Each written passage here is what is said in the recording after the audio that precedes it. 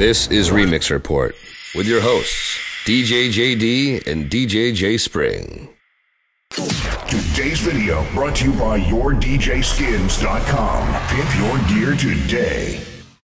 Hey, what's up, everybody? Welcome to Remix Report. I'm DJ JD. I'm DJ J Spring, and back on our site again where he belongs is DJ Solarz, one half of the mighty Racket Scientist. Is it still DJ Solarz, or is it just Solarz now? Oh, it's Solarz, DJ Solarz, Aton, whatever you know me by. Okay. Well, it's so good to have you back on. It's always a pleasure, and I'm sure we'll have... We know you as a guy who used to do the Rocket Rants. That's who we know you as. Yes. We might get one just off top today.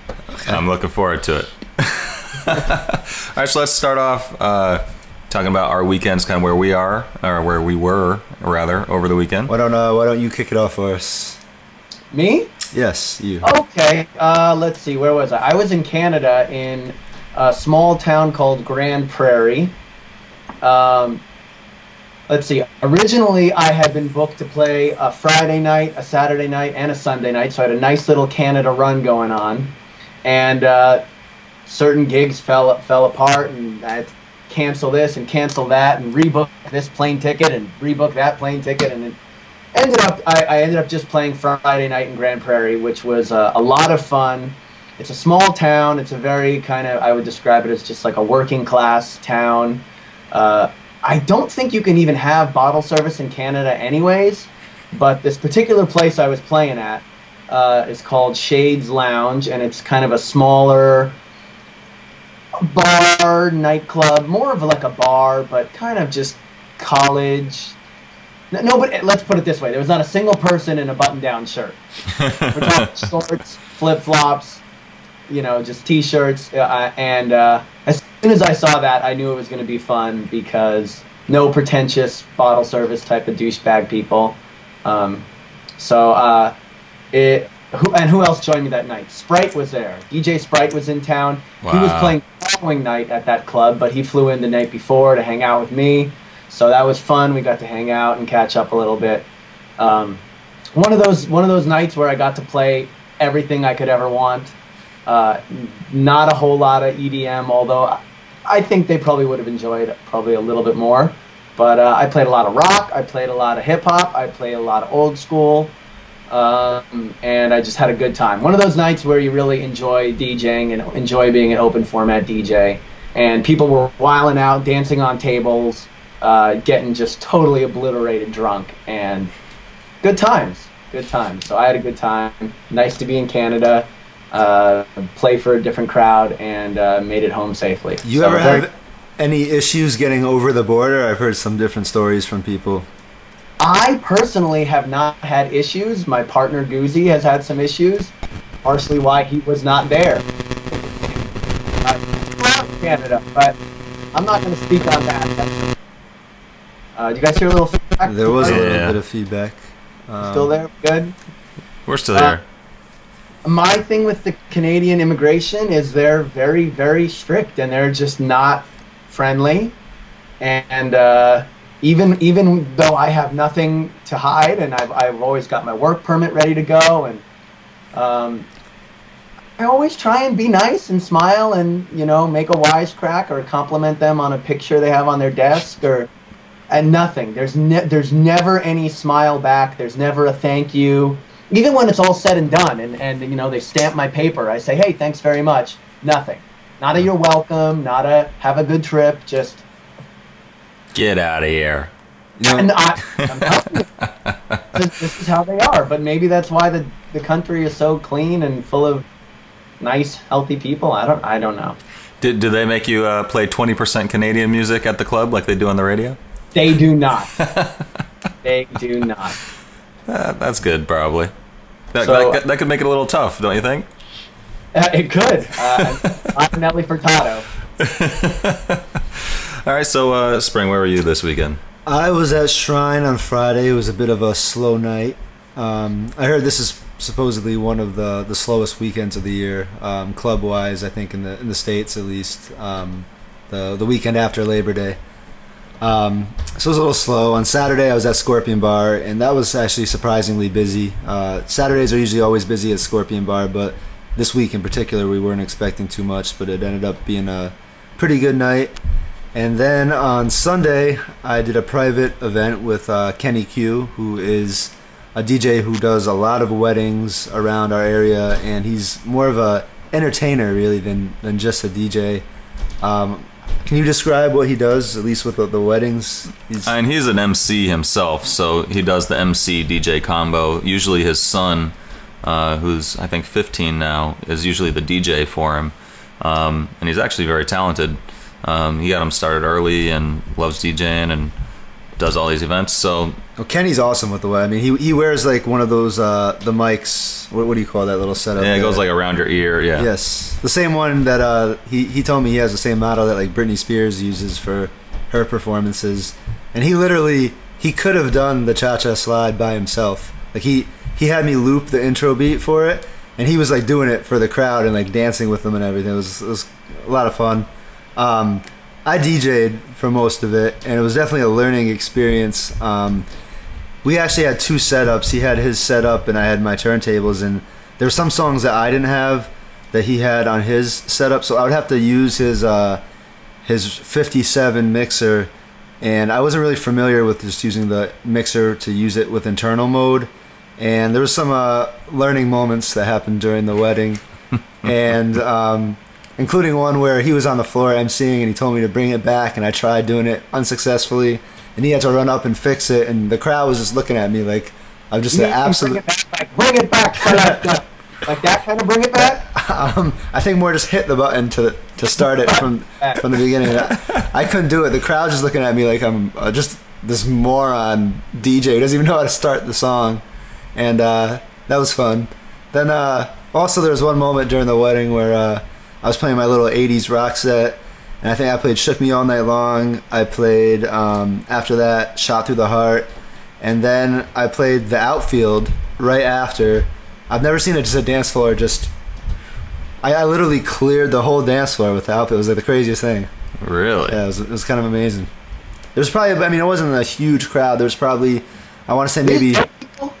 Yeah, oh yeah. There's probably about 25 people on the dance floor dancing to Bon Jovi. Then I played The Outfield, and it just cleared the dance floor. Like, everybody left. Yeah. Maybe people are sick of it. Are people finally sick of The Outfield? I mean, they can't be any more sick than they are of Bon Jovi. Bon Jovi, yeah, certainly. So that was kind of a surprise, but that was, I guess, learning the wedding business. Yeah, you don't do too many weddings, so... When you say I don't do too many, you mean I do like once every 3 years? Pretty much, yeah. So. Very, very few. Yep. Yeah. Let's see, I was up in Boston at our venue called Gem, which is recently opened probably about 6 months ago. It's a very small, like, intimate venue, really only holds probably about 150 people. Yeah, it wasn't super busy this weekend. Like you said, it's historically a pretty slow weekend around here, so but it's definitely awesome. The sound system is like, it's got like a Function 1 sound system in this like literally like 20 by 20 room. It's just bonkers. Let's see, Saturday I was at a wedding at one of my favorite venues, Saltwater Farm Vineyard in Stonington, Connecticut.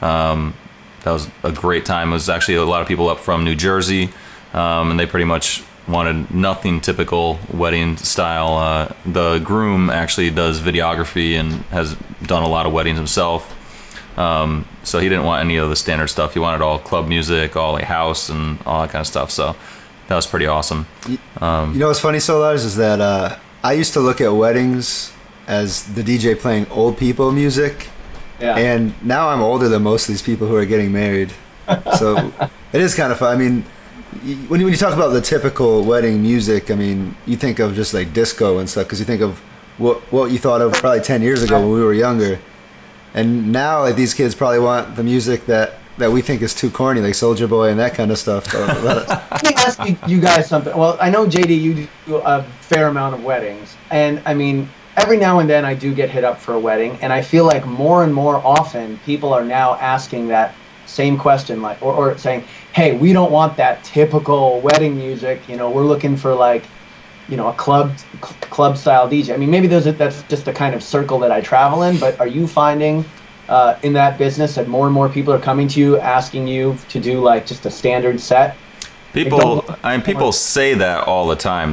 That's one of the first things. I don't want the cheesy DJ. What ends up happening? And it's like you end up getting there and like it's all old people and you're like, well, I'm not just gonna have 10 people on a dance floor all night. I'm gonna play what people are gonna like. And I have like audio examples actually on my website that I tell people to listen to. That kind of gives them an example. So I think really what they're saying is they don't want just a typical wedding DJ who's just gonna sit in there, play the whole entire song, like have space between songs or whatever, like do crazy dances and all this other stuff. They want someone who's gonna keep the energy level up and be exciting. And whether that, the way I see it is whether that means playing a straight club set or playing like an open format set like we would, I don't think it really makes a difference. I think they just want something different, fun, exciting. And I mean, if they give me like a playlist that is like all house, all like club music, then that's definitely the way I'm gonna skew it towards that. But would you say you have that is more common now? Like people are coming at you more and more often with that kind of specific request? Not necessarily straight up club, no. No. Not really. But definitely not corny, not cheesy. They want something different, fun, exciting. Well, let me ask you this. At most weddings, who do you look at as being your boss? Like, in other words, for the most part, I'd say it's obviously the couple that books you, right? Yep. But what about when their parents and their grandparents start getting involved with the music? How often do you listen to them versus the couple? Unless the parents are the ones paying, which sometimes they are.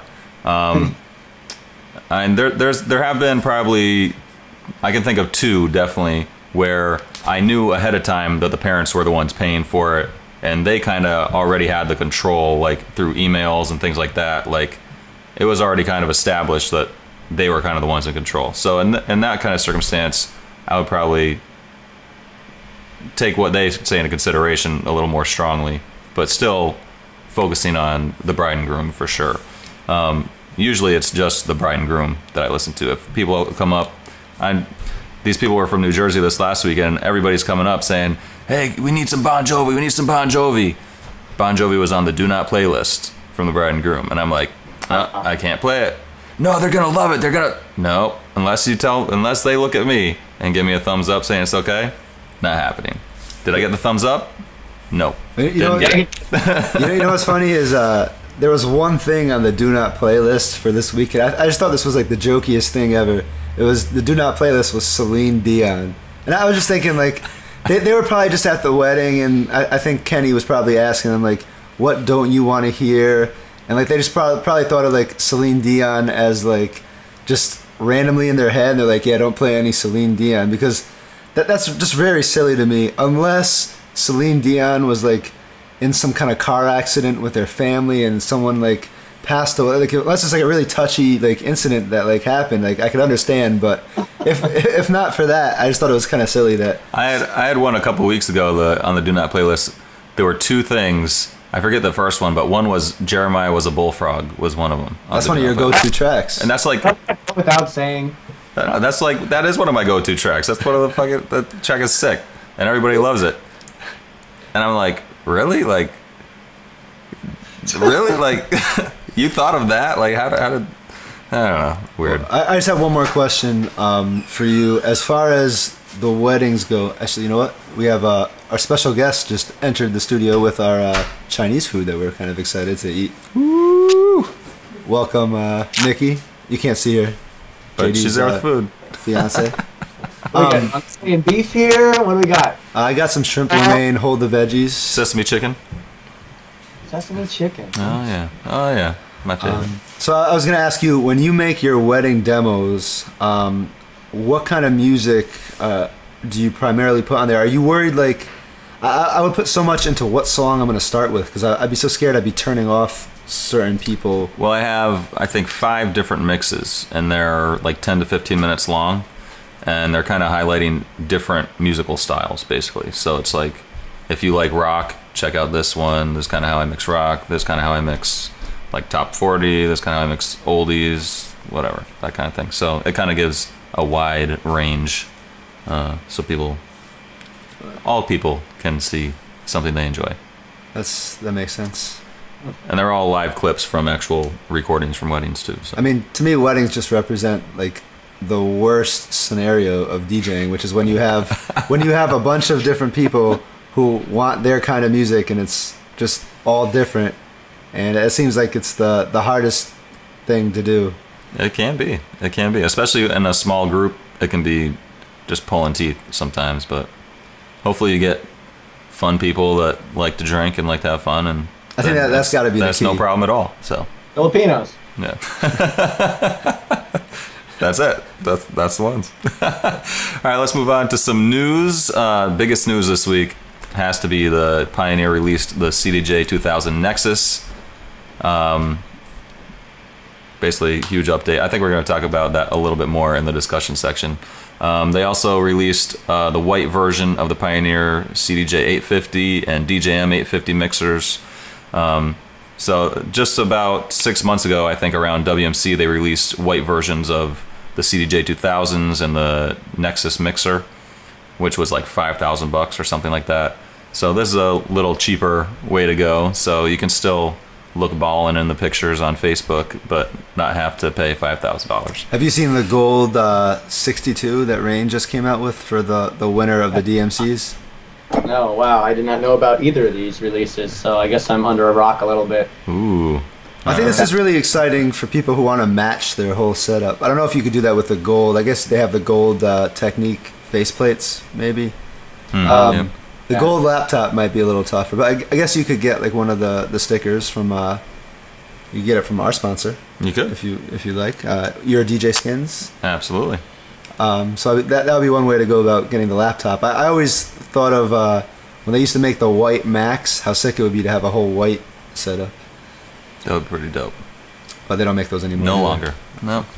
All right. Run DMC is performing again, and they actually have Jam Master Jay's sons as part of the group now, kind of doing the DJ side of it. So they were doing the Rock the Bells show last week or the week before, I believe. So pretty cool to see them back in the game.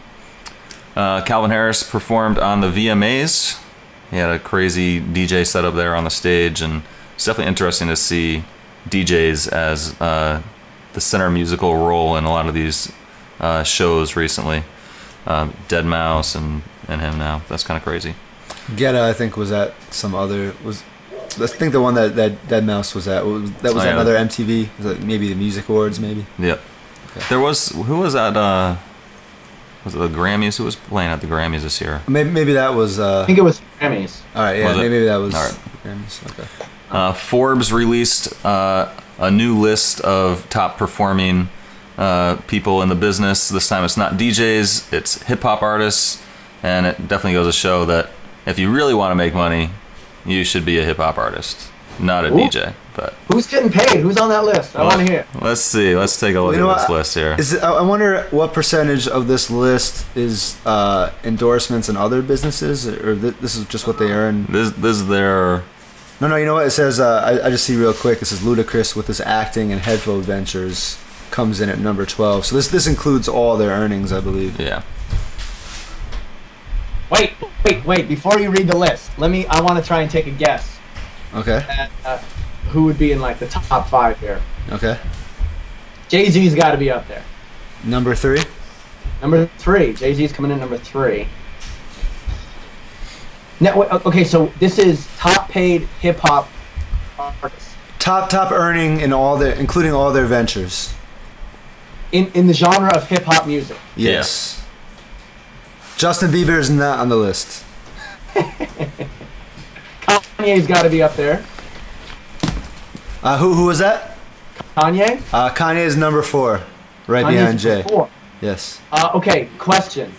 Number 1 spot, is it a female? No. There are no females on the list. Wow. Go hip hop. I guess Lil Wayne.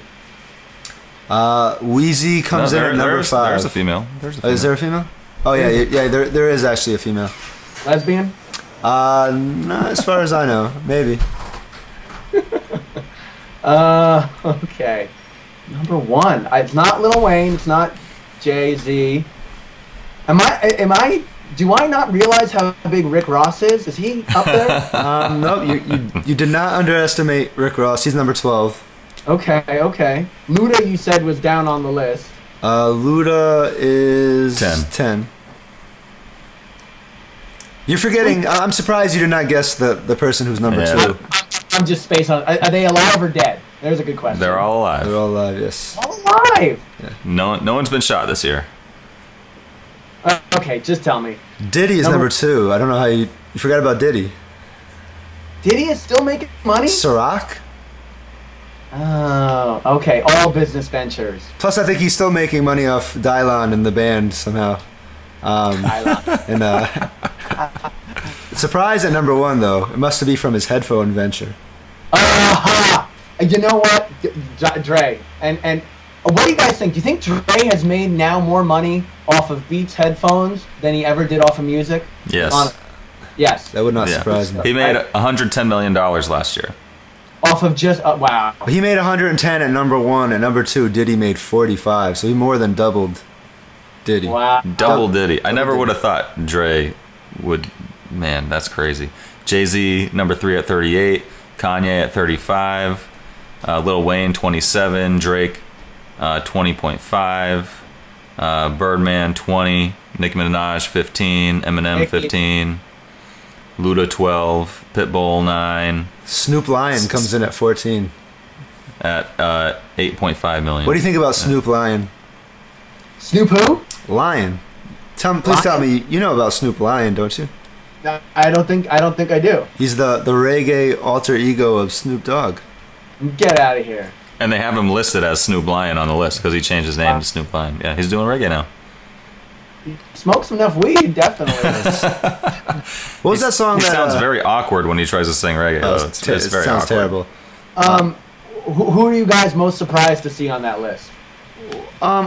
Dre at number 1 surprised me. I didn't realize how successful I guess the Beats by Dre headphones are, but now it does make sense. I mean, I do see them everywhere. Mac Miller is number 19. That's kind of crazy. Really? Mac Miller made more than Timberland last year. What was that song Dre had with Jay-Z that came out like 2 years ago? Or a year? Dre and Jay-Z? Yeah, Dre had a song with Jay-Z.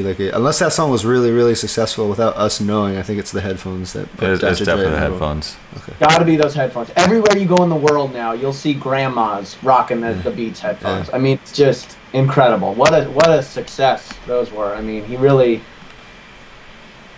killed it on those. Yeah. Continues to. Yeah. Man, too bad we're not making that money. I don't know if Beats by Spring would have sold as much. Well, Ludacris has his headphones now. He's trying to do the headphone thing, and who knows who else will try. Do you know what it reminds me of? Have you guys heard the story about Hulk Hogan and George Foreman? What happened with that? He told the story on his show.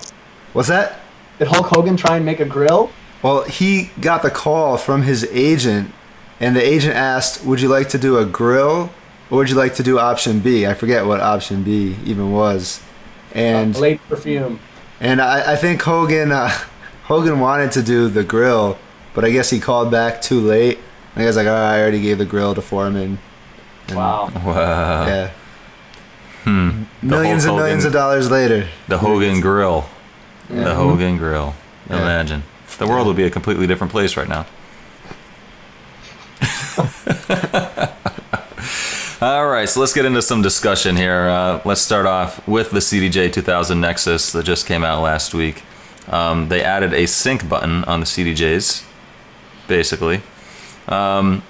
So, and in the past, you could quantize, like if you use Rekordbox to interface with the CDJs, you can do some like beat grid kind of stuff where you quantize the effects in the mixer to the beat of the song. But now you can actually quantize your CDJs together. So if you have the one thing I saw in some of the demo videos, which is actually kind of cool, is that you can have like you set which CDJ is your master, basically for your tempo and to sync to. That's your master. Everything else should sync to that. So you have like 3 tracks going. You move the pitch on that master CDJ up. Let's say you want to do a transition from 128 to 70. And so you take the tempo on that one CDJ, the master, start moving it up to 130, 135, 140, 70 basically. The other 2 go along with it at the same time. So the tempo of all 3 tracks goes up together. Pretty cool. You can do the same thing to like do a tempo transition down, so you don't have to worry about like moving both of them at the same time and trying to get them and keep them in sync and all this other stuff. They sync up the entire time. Pretty cool. But a lot of people are, there's a little flack about the sync and. Well, it's like, I mean, we've had this argument how many times on the site? A million times. I'd like to hear what your thoughts about this are, Solarz. My thought personally is that mixing beats is the least of what we do as DJs. It's a basic skill, very, very basic, that we just assume that we all do. And in terms of what separates good DJs from average DJs and average DJs from the guys who are just starting, beat matching, especially from the really good guys to the average, is the least of what really separates us. So to me, beat matching isn't the biggest deal. So your feeling is that who gives a crap if they're syncing or not? The syncing doesn't really bother me a whole lot. Okay. Question. So on the CDJs, these new ones, are most of the DJs that are using these still inserting an actual physical CD to use it, or they're using USB drives? USB drives. Okay. Yeah. But they still can actually accept the CD, or is that going to completely go the way of the dodo pretty soon? They still do CDs. Yep. Okay. So, once you've inserted the USB drive, all of these songs are mapped to a certain BPM or grid mapped, or I mean, how does it know to? They're basically grid mapped in using Rekordbox. So you would prepare all the tracks in Rekordbox. Okay. And from Rekordbox, you put them on a thumb drive, or you connect the computer directly to the system. Okay. And yeah, you do all your beat gridding and all that stuff in Rekordbox. And that's done beforehand. You can't do that live on the spot. I think you can. I mean, you can do it from the CDJ, but it's not really meant to be done live. It's something you would prepare with the CDJ ahead of time. Gotcha. Okay. I mean, the thing is, like, this is a beat grid kind of thing. It's probably not going to be perfect all the time. You are going to have to spend some time to actually go in and make sure the beat grids are correct on everything. Otherwise, you're going to get stuck with a horribly offbeat mix sometime when you didn't prepare, and it's going to sound like ass. I mean, I'm not super worried about sync as much as I was in the past. I think it doesn't affect the songs you play, how you play them. Well, and that's what really differentiates you as a DJ. You're not competing for jobs with other DJs and worried about their beat matching skills. Right. I mean, very true. I can say, no, I did say this. I did say this last time we had this whole argument about the sync button, and I can understand where DJs who are a bit above average and who haven't yet made it to the bottle service circuit yet, I can understand where they're worried about some of the DJs they're competing with at like local bars and stuff, with guys who just started DJing yesterday and all of a sudden learn how to mix. So I can understand where it does kind of affect some people. But I mean, can we just say the truth here? Serato's had the sync button since the first day it came out. Those little dots at the top of the screen that match up like this. It's a sync button for your eyes. Like, come on. It's been there. We all use it. We can't get away from it. There's no way to even cover it up. Come on. Well, can we read a quote by A-Track? What A-Track said about this? I'll read it. He said, he showed a picture of, I think it was the new CDJs. Mm-hmm. And he said, does the fact that we use turntables and not CDJs as controllers make us realer DJs. No, that's the most narrow-minded idea. Technology gives us tools. Sometimes it expands what we can do. It's up to us to use what we want and to be creative with it. So I agree with what A-Track said. And I kind of like how A-Track is kind of, he's almost become the, what's the word I'm looking for here? He's just speaking for all of us lately. He's become, I can't think of this word. He's had a lot of good input lately, that's for sure. Yeah, he's definitely not afraid to speak his mind, which is good. Speaker of the DJs, A-Track. I feel like Deadmau5 he's obviously very outspoken too, but he's more outspoken and it's mostly his opinions. Whereas A-Track speaks for me as well, it seems. I got something to say. Yes. All right, look.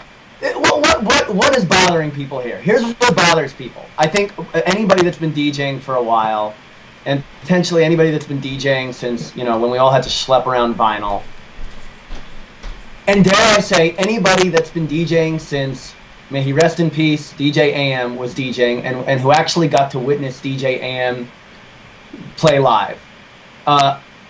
Here's what bothers me, and I think about this all the time when I read these articles from A-Track and Deadmau5 and all that.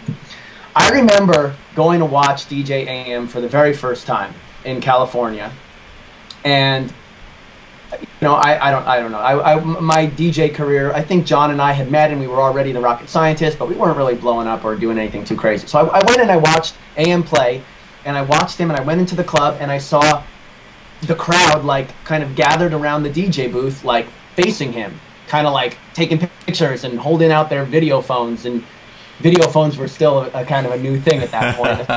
I'm dating myself here. Anyway, but people were standing around watching him do his thing. And my first reaction was, oh, that's weird. Like, I don't know if I would want that as a DJ. The thing I always liked about DJing was the energy of a dance floor, of people like reacting to the songs I was playing and dancing and watching slutty girls get bent over, and all that stuff is like what I liked about DJing. And here was this crowd of people facing the DJ. But as I watched it, I realized I was watching AM. I couldn't turn my back and not watch him. Why? Because he was incredible. And anybody that saw him live, I don't think anybody could argue that. When you watched AM play, he was absolutely fucking incredible. The guy needed a sweat rag to wipe off the sweat because for 2 hours or an hour and a half, however long he played, there was not a moment that he wasn't busting his ass working. I mean, really working. Scratching, cutting, loading tracks. I mean, there was even a time before Serato, you know, when he was doing all this stuff on vinyl. I mean, it was just incredible to watch. Now, what are we bothered by? We got Guetta or Calvin Harris or one of these dudes standing on a stage, and what's happening? Everybody's facing the DJ, watching him do fucking nothing. I mean, they don't need a towel to wipe off the sweat. The only thing they need to wipe off is the sweat from the lights that are on them. They're not fucking doing anything up there. But they're not. The fact of the matter is, most of them aren't claiming to be doing anything up there.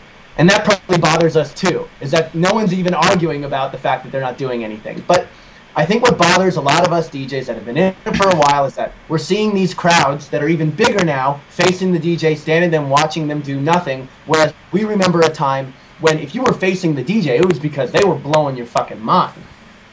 So having these sync buttons and stuff like that, and I mean, A-Track does make a good point. You know, it's technology, it's new things, and it's up to you to use it to be as creative as you want to be, you know, and you can't fight the technology. You're stupid to fight the technology.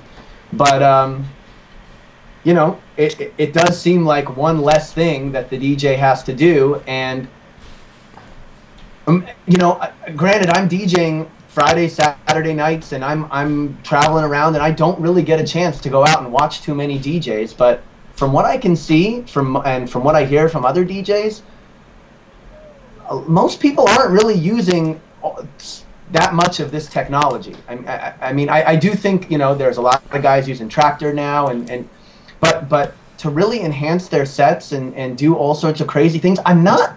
Well, I gotta give a shout out to DJ Inferno, who we just shared a video that he did on our Facebook today. We'll put the video in here too. Right. It's just a video he did of his Paris mixed with little rattled by the bingo players. He just kind of went crazy with it. And he's someone who is actually absolutely incredible. I mean, absolutely incredible. He's the one person doing that right now.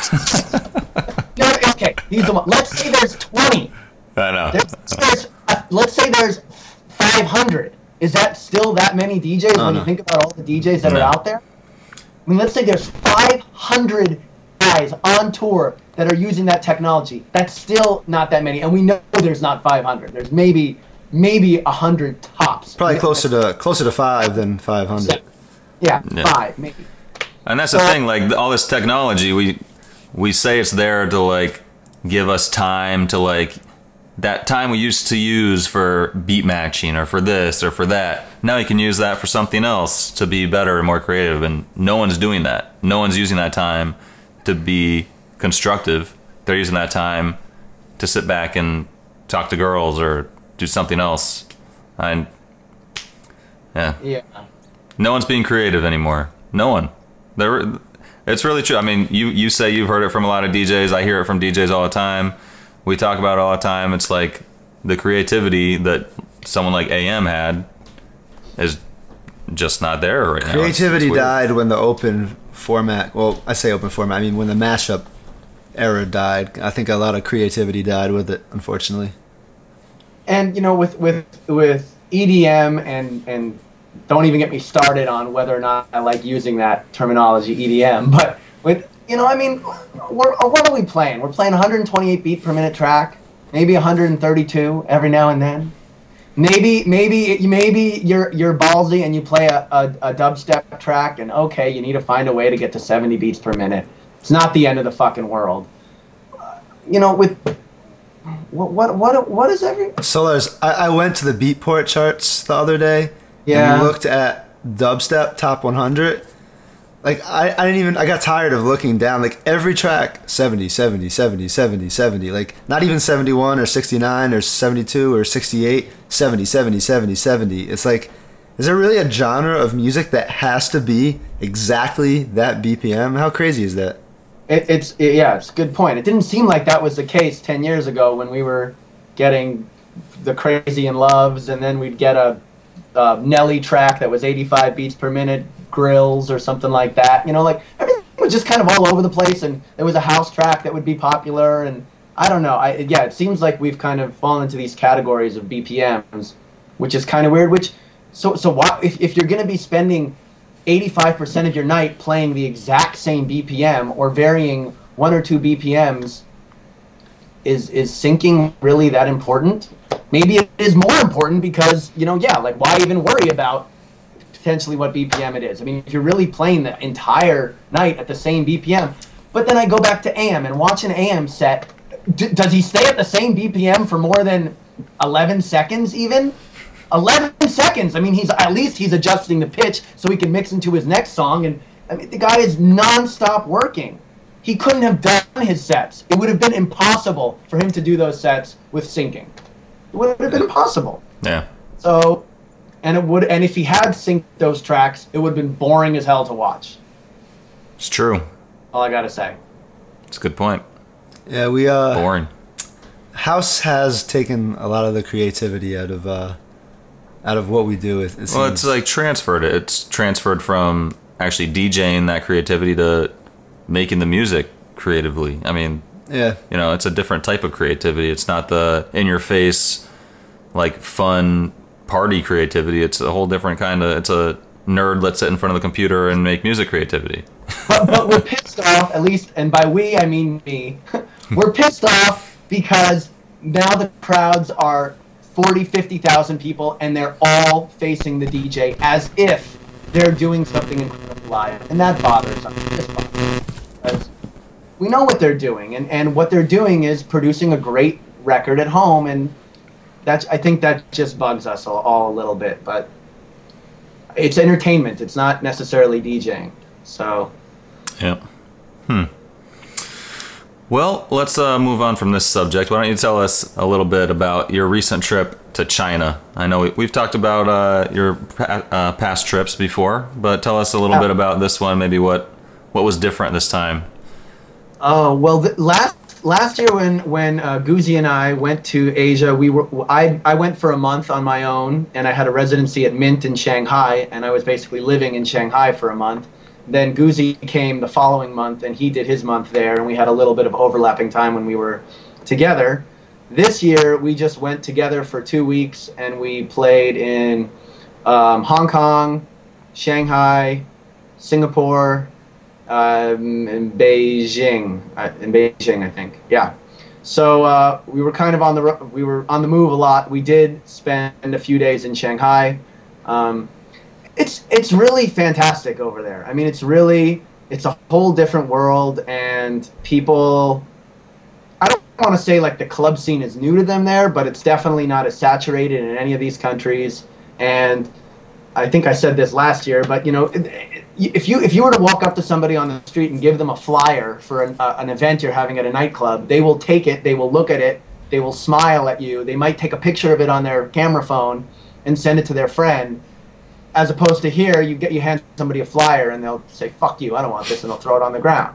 So they haven't gotten that to that level of I don't give a shit anymore. They're still kind of interested. They still, especially with, you know, an American DJ, and it's exciting for them. So they come to these clubs. They're dancing, although I wouldn't say they're the best dancers in the world. But hey, everybody excels in different ways.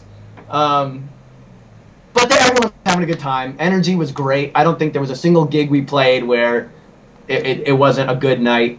The clubs over there are incredible. Amazing sound systems everywhere. Amazing lighting.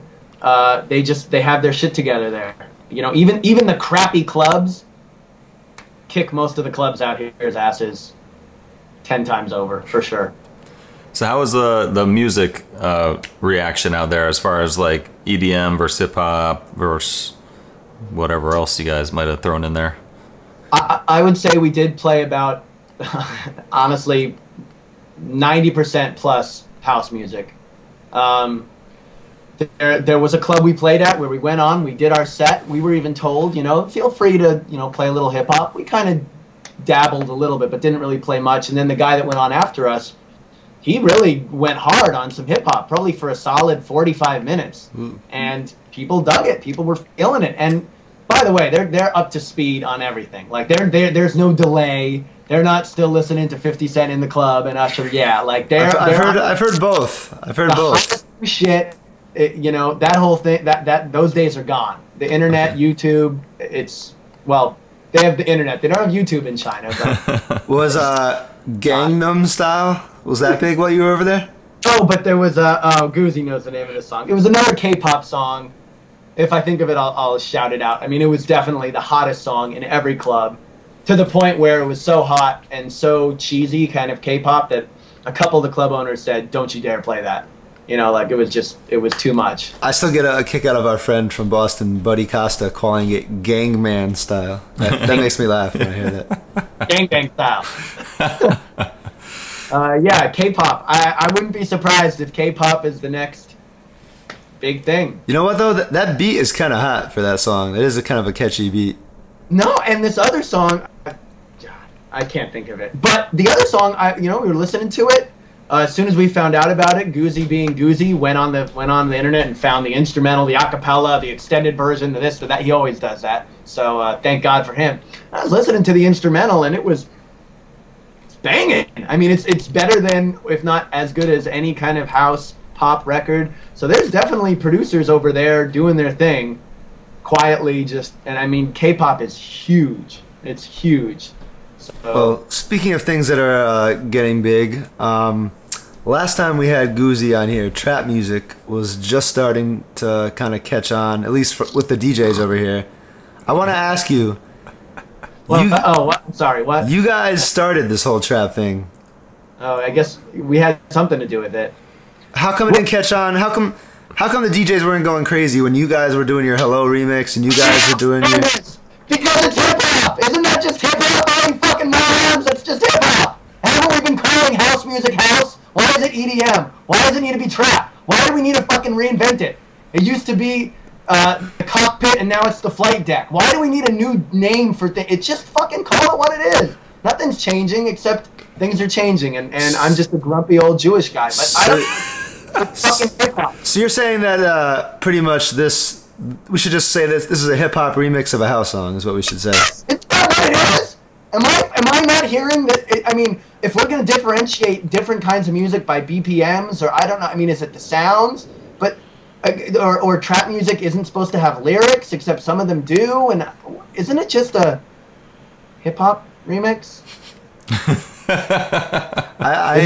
It does. A lot of them do sound like a hip hop remix. But how come it took so long for everyone else to start doing it? You guys were way ahead of everyone with this. I don't know. And can I ask you this? Have you lost your desire to do more of them now that everyone else in the world is? That used to be like your thing.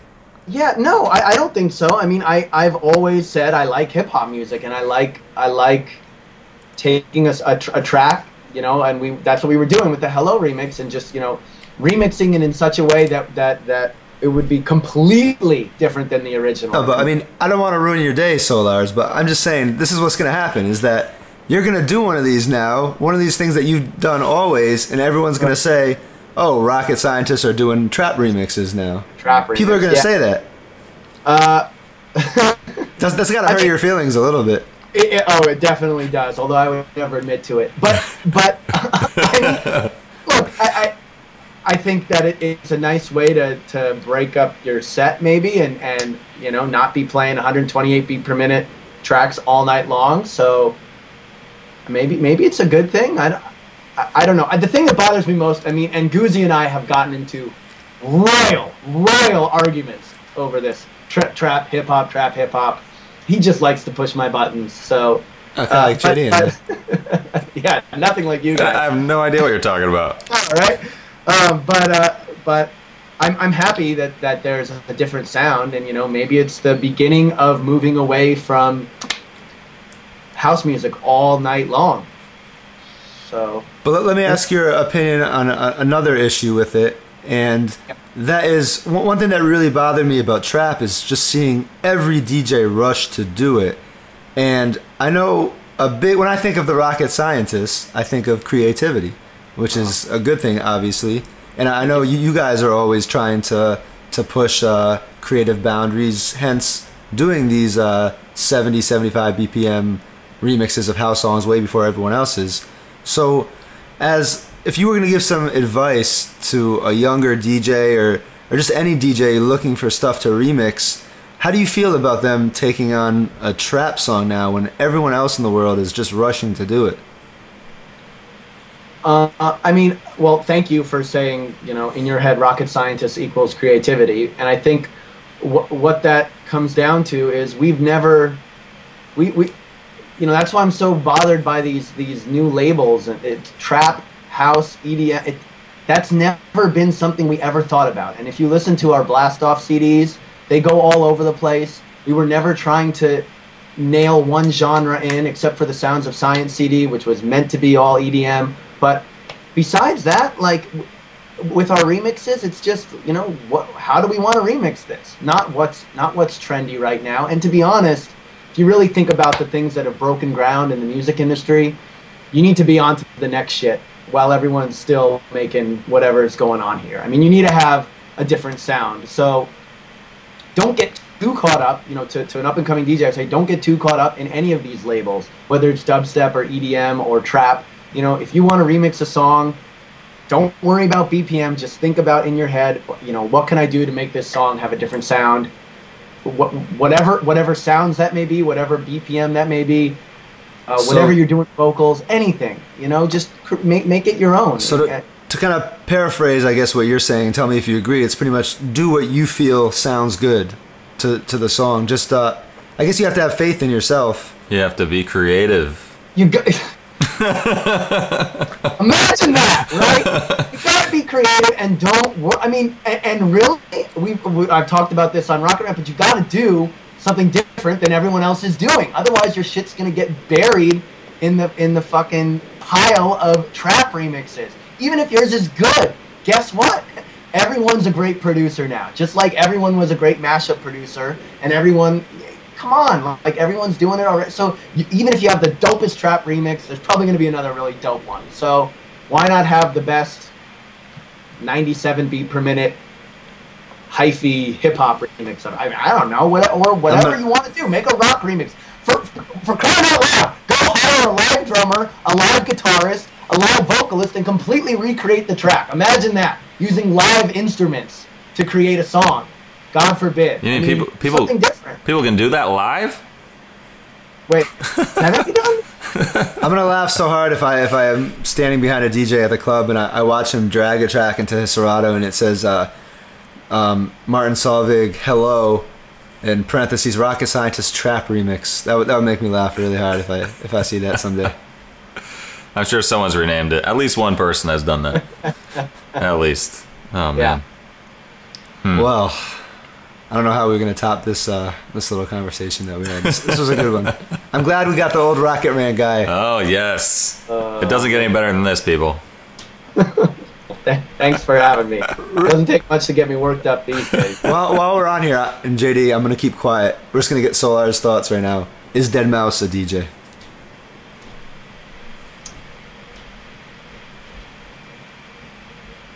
Yeah. Okay. You want me to go on? No, please tell us. If he's a DJ in that he's playing music for people to dance to. I think if that's what a DJ is, I don't know. I guess for me that's what a DJ is. Now, JD and I have had huge arguments on this. I think it equal as you were a DJ at that wedding, you know, Spring, and you've been a DJ at a wedding, JD. Like you're a DJ at a club, you're a DJ in an arena if you're playing music for people. But I think he DJs in different ways. See, and like A-Track said, there's new technology, there's new equipment. You can either embrace it, you can fight it, you can be angry at it, but he's DJing. Okay. All right. Well, there we have it. You tend to agree with me, by the way. Just a little weird over here. He is. I think he is a DJ. I don't know if he is actually DJing up there, but he is DJ. He is a DJ. No, you change your tune a little. You used to say he used to say that he was DJing, but he wasn't a DJ. Now you changed. Oh well, whichever. It's one or the other. He doesn't even know if he's a DJ. I don't even know anymore. I'm just so tired of this topic. Okay, moving on. Let's move on. They're performers, and they're performing, and people are coming to watch them perform. Whatever it is that they're doing, they're making a lot of money. That's what they're doing. They're making a lot of money, and yeah. Well, let me ask you this: have you and Goozy had any brainstorming? Because I know JD and I have. What can we do as DJs to break out of this open format thing and try to get some of this kind of money that seems to be beyond open format? Like how can we as DJs kind of almost, I want to say, escape the open format thing where I feel you're almost, there's almost like a ceiling there. How do you, have you thought about this at all? Trying to kind of break out of it? And a little bit. I mean, how are these guys doing it? They're producers. I mean, they're making music that is getting into the right hands, and they've got these huge tracks, and all it takes is, one or two huge tracks, and you'll be booked at a festival. And I suppose you can do whatever the fuck you want once you're at the festival. I mean, was it you guys that were talking about it, WMC, when somebody dropped "Party Up" and it was the wildest song? I think it was. That was at the Rocket Report, I believe. Yes. So, but didn't that happen recently? Was some huge DJ Skrillex dropped "Be Faithful." I think that was a pretty big deal. I'm sure they all do. Layback Luke drops a lot of hip hop. I know Chucky does occasionally. I guarantee you, it's probably the most bananas part of their entire. Do you know what? You made a very good point. One of the best points I've ever heard on Remix Report, when you said that you could see a huge house crowd when they drop a hip hop song, everyone goes crazy. If you were at a huge hip hop festival and you dropped a house song, it would not go over quite as well. And that was one of the best points I've ever seen made on Remix Report. I still see that all the time. And when I hear stories about deadmau5 dropping "Be Faithful" or whatever, it's just, there we go. Do I know something funny? This was about a year ago, I'd say. I know Funkmaster Flex got in a lot of heat. At least Twitter people were talking about him a lot. He dropped Mr. Saxo Beat on Hot 97, and he even brought it back a couple times. And I saw people on Twitter that the consensus was, has Funkmaster Flex lost his mind? Was the consensus. Yes, he has. Yeah. So I think, yeah, you got to produce a track now. And well, let me ask you this: if Rocket Scientist produced an original track, not a remix, an original, being that you guys are from the open format mashup era, do you think people will look at it unbiased and give it a fair shot? Which is something that I always wonder about, because I see a lot of guys who were open format mashup dropping the DJ from their names, even changing their names totally, trying to escape the image that people have had of them. Is it possible to go from open format to EDM? Is that even possible? It's a good question. I mean, in terms of, you know, if we were to put out a really great EDM record, would we be accepted, you know, into a festival that was, you know, with the likes of Deadmau5 and Aoki, or, I mean, you know, would people even want to hear us play? Or it's a good question. I don't really know the answer to that. I mean, what am I known? I'm known as, the 10 people who know me as the guy from Remix Report, and maybe some people know a couple mashups I did from Crack for DJs. If I made levels before Avicii did, I had it on my flash drive, and I told you I was gonna email it to you. I was gonna put it on Remix Report for download. Obviously, I mean, would have gone straight in the trash can. Straight in the trash can, yes, without a doubt. We can agree on that. So I mean, there's a whole lot more than being able to produce a good song. It's image, obviously, is a big part of it. Getting into the right hands, but I feel image is the biggest thing. And if Avicii was known for making a Green Day versus Ludacris mashup, and that was his big claim to fame, and then he tried to drop levels, I don't think anyone would have taken it seriously. So I wonder, as some of us guys who are known as being open format, how we can break out of this. And Can't. I know trap isn't the answer. You think so, JD? No. Not successful. No, not to that level. Definitely not. I mean, there's a few.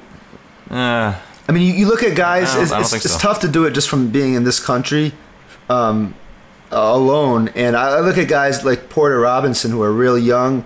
He had no background in anything else whatsoever. He just was able to come up into the house movement, which I think these younger kids who don't have a name for themselves and anything else, I think it's easier for them maybe to do. But I think it's tough when you're known for doing a certain thing. For instance, look at Snoop. Snoop is a hip hop artist. That's how we all know him. Now he's trying to get into reggae. Everyone's still going to know him as the hip hop artist. And besides the fact that I don't think his reggae is very good, I don't think anyone's going to take it serious to begin with, because he's known as a hip hop artist. I think it's very difficult. I mean, we can use a bunch of other examples when. And the only way to even come close to being successful at it is to completely change your name, start from scratch. Like, you basically burn everything and start over from the beginning, like online in forums and stuff, trying to build your name up that way, or whatever, however you do it. You got to totally burn your image and start from scratch. That's the only way to do it. I don't think there's really, no one's going to take you seriously if you try and transform your open format image into, any other image, really. I mean, how many hip hop guys do we know who over the last like 3 or 4 years have hit you up? Hey, dude, can you send me like, I don't know, 20 of those house tracks you played the other night? I'm gonna start trying to get more house gigs and all that stuff, like more open format gigs. Like, even the house guy is trying to get an open format. It doesn't work. And it looks like 50, versa. I mean, 50 Cent and Swiss Beats have both made attempts at crossing over into the house market. I don't think either of those have been very successful. Pitbull is really the only one, and he's the guy who started on it probably the earliest.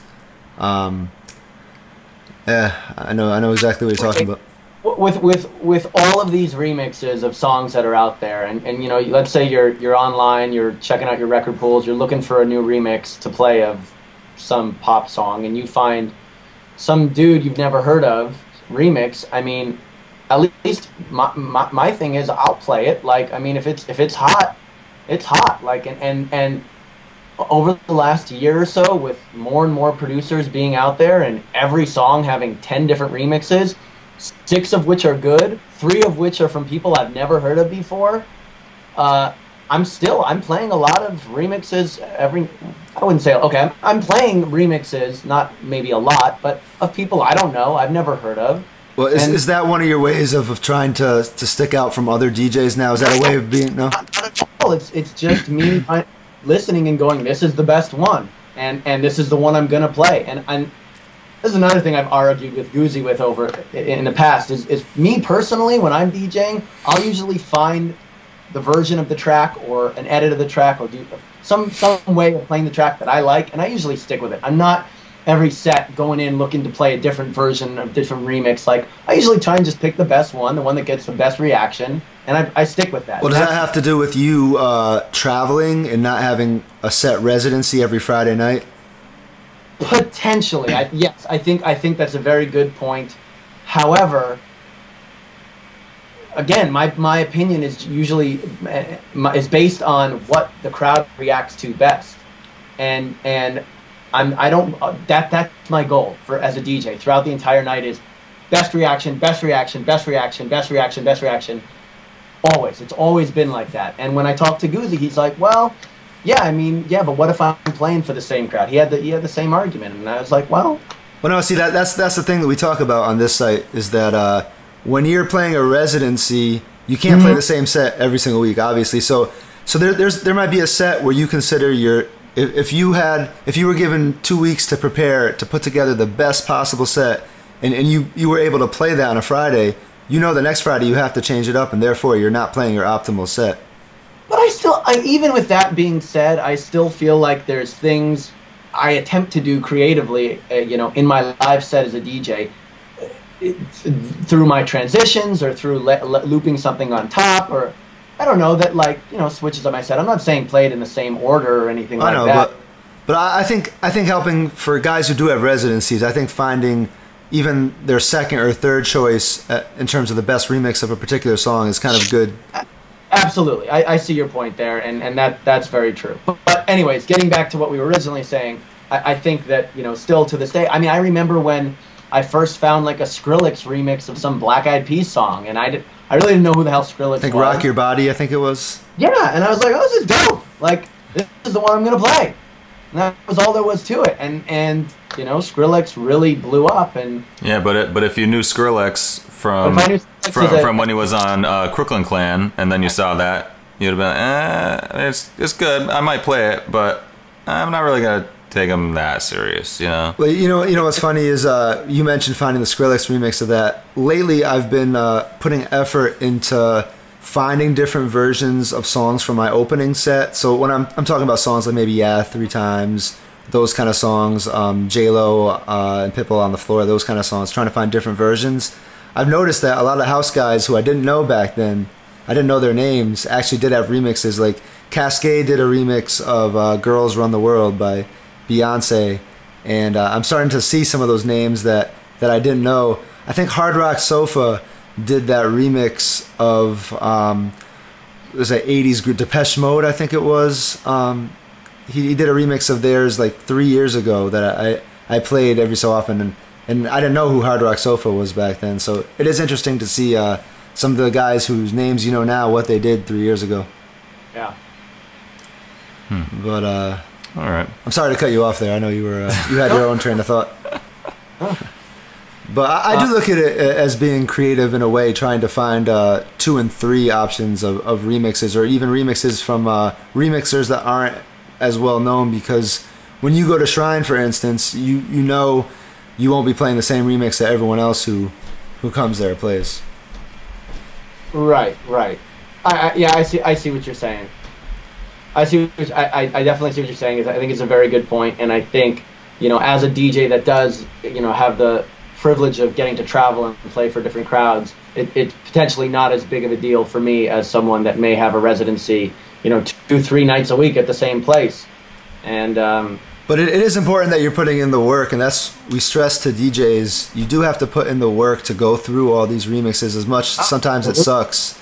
That's what goes into being a good DJ now, is finding the best remix of a song, or at least remixes that will fit in well with your set. Mm-hmm. And I mean, what JD said about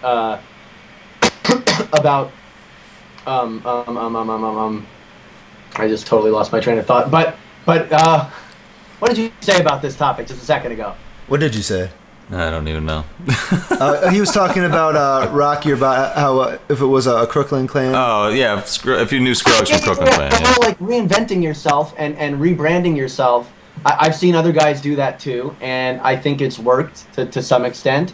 You know, yes, you're kind of starting over, but you're starting over maybe under a name that people don't know, but with all of your contacts and all of the networking you've accomplished, and maybe you know somebody at record label X, Y, or Z that might be able to get it into the right hands, and so that I think it's a very good question you guys asked, and you know that's something that I've thought about too. You know, rebranding if we wanted to start releasing more original tracks, and it's not a bad idea. I've seen people do it and I've seen it work. So yeah. I think it would be extremely difficult. I mean, I'm not saying it couldn't be done 100%, but it would be extremely difficult to be taken seriously. I think trying to move from open format to being a breakthrough EDM producer or DJ. I mean, maybe people who've never heard you before, they're going to take you seriously, but people who have grown up with that brand and that name that you've made for yourself, I don't think. It's a good thing that I'm not known for doing anything silly like taking like an Austin Powers like kind of thing and putting it over like some ludicrous beat. Who would do that? No. God, where's the creativity?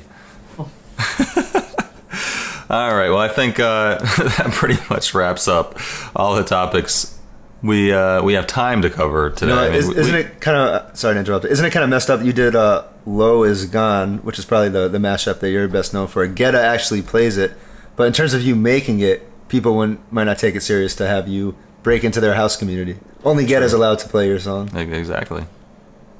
Weird. Yeah, Getta. Weird. All right. Well, thank you as always for coming on and having a great discussion with us. Always interesting to hear the Solarz side of things. Always a pleasure. I love it. I love it. Let's do it again soon. Absolutely. All right. Where can everybody find you online? Find me and Goozy, the Rocket Scientists, on our website, www.therocket with an IT, ROCKIT, scientist. I don't know how to spell scientist.com. And Twitter.com/rocket scientist without the S. Right, just that's singular. Twitter handle. And you guys never know your links. When this hasn't changed from the first time you were on our site. What are you talking about? Yeah, we go to our website, go to the Twitter stuff and the MySpace. You know, you can find us everywhere. No, go to Google and type in rocket scientist. That's the best way. Anything up and coming you want to plug real quick? Let's see. We're going to be heading back to Asia early October. We're going to be in Singapore again. I know there was a bunch of people. Actually, when we were there last month, we actually didn't get to perform in Singapore due to a typhoon. We were grounded in Shanghai, so we missed our gig. So we're coming back. I know there were a lot of people that were planning on coming out. We'll be there October the 3rd and the 5th. So check the website for details on that. And we've got some other gigs here and there coming up. So yeah, just go to the website and hope to see everybody out and hope to cross paths with you guys soon. I would have loved seeing the Facebook post by the promoter. Don't let the little typhoon keep you away from our club tonight. Don't be a pussy and come out tonight. Just come out. It's not a big deal. Yeah. And go to the website. We got some great video footage from our trip to Asia, some funny stuff. So if you're feeling bored and you want to entertain yourself for 7 minutes, go check out some of the videos we have. You'll see some stuff you probably like. Awesome. I'm going there right now. Yes. All right. Thanks again, and we'll see everybody soon. All right. Take care.